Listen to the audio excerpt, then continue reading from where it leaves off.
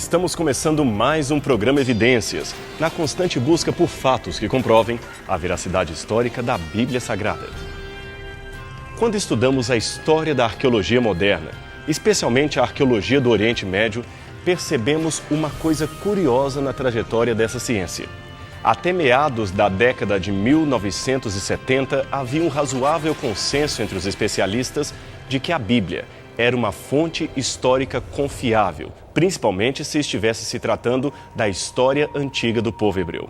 Sabia-se que a arqueologia fornecia indiscutíveis confirmações do relato bíblico, e a oposição de alguns acadêmicos, geralmente sem treinamento arqueológico, não passava de uma voz isolada.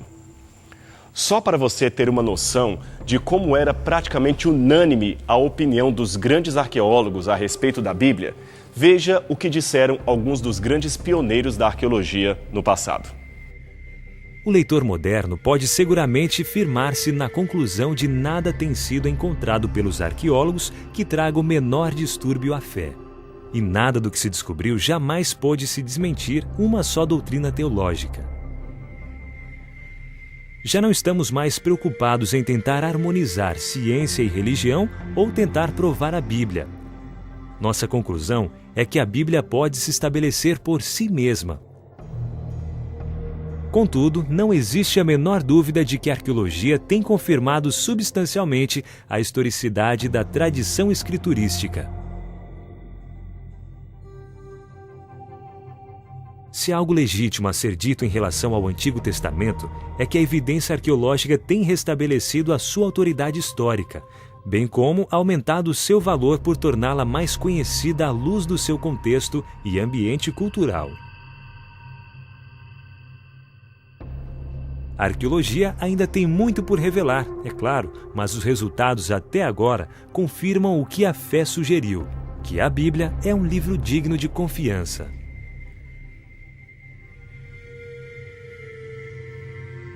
É perfeitamente seguro dizer que nenhuma descoberta da arqueologia tem desmentido uma referência bíblica sequer. O que o conjunto de evidências arqueológicas tem feito é confirmar em claros detalhes as declarações históricas encontradas na Bíblia. Ocorre, no entanto, que comentários como estes são rechaçados por alguns como sendo coisa do passado. Há pouco mais de 30 anos, havia uma nova postura arqueológica que surgiu no território do Oriente Médio. Esta postura tem procurado a todo custo desmentir as conclusões a que chegaram estes eminentes especialistas do passado. Esta nova linha arqueológica, digamos, ceticista, é comumente chamada de arqueologia minimalista. E como o próprio nome diz, ela acentua que tudo em termos de documentação textual antiga, que não esteja, é claro, corroborado por evidências arqueológicas contemporâneas, deve ser desacreditado. Por exemplo, a Bíblia fala que houve no Egito um primeiro-ministro chamado José, e também na Babilônia um assessor do rei chamado Daniel. Porém, como até hoje não se encontrou nem no Egito, nem na Babilônia, exemplos ou indícios diretos da existência destas duas personagens, a conclusão a que muitos chegam é que estes não passam de figuras lendárias do imaginário judeu. Todo esse questionamento começou na Inglaterra e na Universidade de Copenhagen, na Dinamarca. E estes são os principais expositores do minimalismo. A partir da esquerda para a direita, Niels Peter Lench, Thomas Thompson, Philip Davis e Keith Whitlam. Todos esses homens foram pródigos em afirmar, especialmente nos anos 80, que Davi, Salomão e outras figuras-chave mencionadas na Bíblia não passavam de criações literárias produzidas pelos autores bíblicos, mas sem nenhum respaldo histórico ou arqueológico. Será isto verdade? Não podemos mais confiar na historicidade da Bíblia? Quais são, afinal, os principais argumentos usados pelos minimalistas? Seria este o fim daquela antiga arqueologia que sustentava que as histórias mencionadas na Bíblia eram verdadeiras? Bem, na metade dos anos 80, o principal argumento usado pelos minimalistas envolvia a datação dos textos bíblicos escritos em hebraico. A escola minimalista insistia em dizer que os judeus só começaram a escrever o Antigo Testamento depois do cativeiro da Babilônia, isto é, a partir de 538 a.C. E a sua forma final, como a conhecemos, só foi alcançada no final do período helenista, em torno do IV século a.C. Ora, isto levaria a forma final do texto, como a conhecemos, para algo em torno de 700 anos depois de Davi. Logo, para esta escola de pensamento, nenhum dos relatos bíblicos anteriores teria solidez histórica, e apenas uns poucos episódios mais recentes teriam algum fragmento de memória genuína. Estes seriam os únicos eventos confirmados pela arqueologia.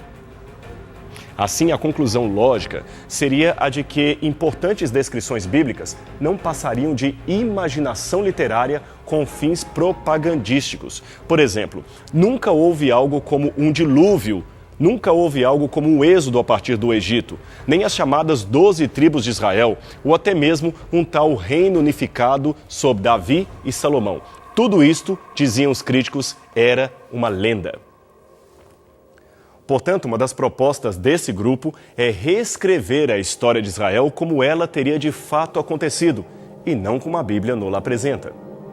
Esse livro de Davis, intitulado Em Busca do Antigo Israel e publicado em 1992, é um exemplo desse exercício. Nele, o autor afirma que a busca acadêmica pelo Israel antigo é necessária porque o que se elaborou até hoje sobre esse assunto teria apenas a Bíblia como fundamento, e a Bíblia já não pode mais ser considerada um livro histórico. Trabalhando com novas definições de termos como Israel, cananeus, exílio e período persa, Davis conclui que é simplesmente impossível dizer que a literatura bíblica ofereceria um quadro suficientemente claro e imparcial da Palestina anterior ao ano 300 a.C. Deste modo, devemos extrair a nossa definição de Palestina de outras fontes, o que exclui a literatura bíblica. O historiador, diz ele já no começo de seu livro, precisa investigar a história real independentemente do conceito bíblico. O problema é definir que fonte poderia dar esta história um aspecto real de forma independente e não setorizada. Nisto, o autor ecoa um grande debate encontradiço não somente na historiografia bíblica, mas também nas discussões arqueológicas em geral. É a velha disputa de até onde vai a crença no texto antigo e até onde vai a crença no artefato encontrado. É que alguns historiadores praticamente abandonaram o testemunho dos artefatos para se valer apenas do antigo texto escrito. Já alguns arqueólogos extremados chegaram a considerar como pressuposto de qualquer pesquisa o fato de que o texto antigo estaria sob suspeita até que se provasse o contrário. Bem, uma maneira equilibrada de resolver isto seria, obviamente, colocando lado a lado textos e artefatos antigos. Lembrando, é claro, que nenhum dos dois poderá nos dar um quadro completo do passado. E principalmente que a ausência de evidência nem sempre será uma evidência da ausência. Deixe-me explicar isto um pouco melhor. É que um dos grandes argumentos dos minimalistas consiste em negar a realidade de um evento, de um episódio passado, apenas porque não se encontraram evidências, isto é, artefatos que testemunhem a seu respeito. Não temos, por exemplo, nenhuma pedra encontrada no Egito que afirme os hebreus construíram estas ruínas. Logo, isto já é o suficiente para afirmarem os hebreus nunca estiveram ali, a Bíblia mentiu. O texto que narra o Êxodo seria, portanto, um mito, que na verdade seria um eufemismo para dizer o texto mentiu. Estes céticos se esquecem, porém, que a maior parte do tesouro arqueológico da humanidade ainda não foi escavada. Está debaixo da terra ou há muito tempo foi destruída pela ação dos anos, pela guerra ou pelo saque de caçadores de tesouros. Veja o episódio interessante que aconteceu no Egito pouco antes dos protestos de rua contra Mubarak. O editor Rachel Shanks estampou na capa da Biblical Archaeology Review uma entrevista que fizera com o renomado Zahi Hawass, então secretário-geral do Supremo Conselho de Antiguidades Egípcias no governo de Mubarak. Este é um cargo de muita confiança. Zahi Hawass comanda 32 mil funcionários públicos que cuidam de todo o acervo de um dos países mais cobiçados por historiadores do mundo inteiro. Ele mesmo é uma figura polêmica dentro da arqueologia e da egiptologia. Amado por uns, odiado por outros, não teme dizer o que pensa e fazer declarações comprometedoras. Mas deixando de lado a figura do político, o que nos interessa aqui é o especialista formado em egiptologia pela Universidade do Cairo e PhD na mesma área pela Universidade da Pensilvânia. Pois bem, Shanks lhe perguntou, entre outras coisas, o que ele dizia sobre a possibilidade histórica dos hebreus terem estado no Egito, como afirma a Bíblia. Embora ele não aceite o texto bíblico, mesmo porque ele é de cultura muçulmana secular, Zahi Hawass discordou daqueles que afirmavam categoricamente que não há nenhuma possibilidade dos hebreus terem estado ali. Em primeiro lugar, ele lembrou que os faraós construíam tumbas para sua memória posterior e não para contar o que de fato aconteceu. Suas memórias seriam sempre de batalhas nas quais eles saíram vitoriosos e não as batalhas nas quais perderam, como seria o caso do Êxodo. O faraó unificara o Alto e o Baixo Egito e, por isto, queria ser lembrado como um vitorioso Deus e não como alguém que fracassou. A história do Êxodo não mereceria ser contada nos relatórios reais. Ademais, concluiu Zahi Hawass, o que se achou até hoje não representa 30% dos monumentos egípcios que ainda estão debaixo do solo esperando para ser escavados. Ora, veja que, embora não se trate de um defensor da Bíblia, nem esteja diretamente falando do minimalismo, este especialista dá declarações que nos revelam, na sua opinião, que algumas informações daqueles minimalistas seriam altamente especulativas, não científicas e preconceituosas. Elas se baseiam não no que se achou, nem no que pode ser encontrado, mas no que se crê nunca será encontrado. É exatamente este o método inaugurado na Inglaterra e na Escola de Copenhague. Mas voltemos à nossa discussão inicial. O que os artefatos podem nos revelar acerca da história da Bíblia e do antigo povo hebreu? Ora, muito da discussão minimalista centralizou-se na narrativa bíblica acerca do 10º século a.C. Este seria o tempo quando Davi governou sobre a monarquia unida de Israel. De fato, pela narrativa bíblica, o reino de Davi e seu filho Salomão alcançou uma extensão grandiosa que abarcaria partes do atual Líbano, Síria, Jordânia e Egito. Mas tal reino existiu de fato? Os minimalistas, é claro, afirmam que não. E parte da sua argumentação estaria na ausência de documentos extra-bíblicos que mencionassem o rei Davi. Este rei seria para eles apenas uma personagem fantasiosa, aliás, tão fantasiosa quanto o rei Arthur da literatura inglesa. Porém, entre 1993 e 1994, estes fragmentos de uma antiga estela aramaica foram encontrados nas escavações de Tel Dan. E a parte que você vê em destaque trazia uma expressão que assombrou os arqueólogos. Ela dizia Beit David, ou Casa de Davi. A escavação estava sendo liderada pelo conceituado professor do Hebrew Union College, o Dr. Avram Viram. Aquele revelou-se um grande e importante achado arqueológico. Em resumo, aquela seria uma pedra comemorativa erguida por um rei inimigo de Israel e ele menciona especificamente um rei de Israel e um rei da casa de Davi, isto é, da descendência de Davi. Ora, isto prova não apenas que existiu um rei com este nome, mas também que ele tinha uma descendência ocupando o trono de Judá e de Israel. Esta descoberta também levou à nova análise dessa pedra, conhecida como a Pedra de Mecha, e que hoje pode ser vista no Museu do Louvre, em Paris. É que esta outra estela comemorativa, produzida por um rei moabita contemporâneo daqueles tempos, trazia num canto bastante danificado da escrita uma expressão que André Lamer, que era paleógrafo da Universidade de Sorbonne, e Émile Pouer, da École Biblique de Jerusalém, haviam traduzido como sendo Casa de Davi. Mas esta inscrição, como dissemos, está um tanto danificada. Seja como for, a análise paleográfica de ambos os artefatos os datou em torno do 9º século a.C., e neles temos pelo menos uma possibilidade ou duas referências extra-bíblicas ao rei Davi e à sua descendência, ambas produzidas entre 100 e 120 anos depois do seu reinado. E é importante dizer que a expressão aramaica Beit David, ou Casa de Davi, referindo-se à sua descendência, é encontrada mais de 20 vezes no Antigo Testamento. Quer ver alguns exemplos? Eu vou citar 2 textos para você. 1 Reis, capítulo 12, verso 19, diz assim: Assim Israel se mantém rebelado contra a casa de Davi até ao dia de hoje. Outra citação estaria em Isaías, capítulo 7, verso 2, que também diz o seguinte: Deu-se aviso à casa de Davi, a Síria está aliada com Efraim. Então ficou agitado o coração de Acás. E como estas, há outras várias passagens que trazem a mesma expressão. Os minimalistas ficaram tão incomodados com essa descoberta arqueológica que começaram a propor traduções diferentes para aquela expressão aramaica Beit David. Eles disseram que ela significaria casa do tio, casa do amado ou até casa da chaleira.